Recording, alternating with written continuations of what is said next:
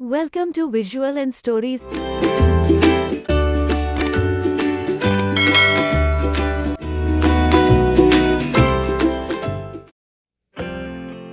சிங்கமும் சிறு எலியும்.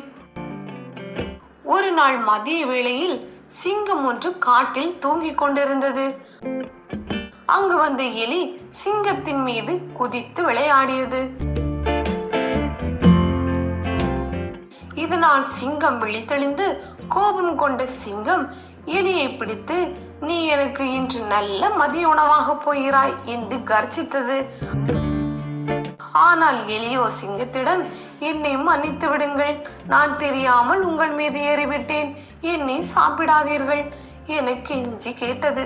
சிங்கத்திடம், இன்று நீங்கள் என்னை கொல்லாமல் விட்டால் என்றாவது ஒரு நாள் உங்களுக்கு என் நன்றியை திருப்பி செலுத்துவேன் என்றது.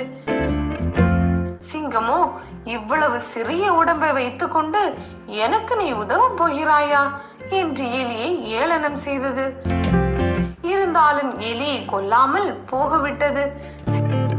சில நாட்களின் பின் சிறிய இறைச்சி துண்டிற்கு ஆசைப்பட்ட அந்த சிங்கம் வேடர்கள் வைத்திருந்த வலையில் சிக்கிக் கொண்டது.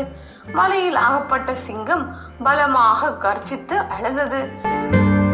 அந்த சிறிய எலி சிங்கத்தின் சத்தத்தை கேட்டு அந்த இடத்திற்கு வந்தது. வலையை தன் பல்லினால் வெட்டி சிங்கத்தை தப்பி போக உதவியது. சிங்கம், இந்த சின்ன எலியை காப்பாற்றி விட்டதே என்று வெட்கப்பட்டு எலிக்கு தன்னை காப்பாற்றியதற்கு நன்றி சொல்லி சென்றது. நீதி: உருவத்தை பார்த்து யாரையும் ஏளனம் செய்யக்கூடாது. உடலில் பெரியவராக இருப்பதால் தான் மேலானவர் என்று ஆணவம் கொள்ளக்கூடாது.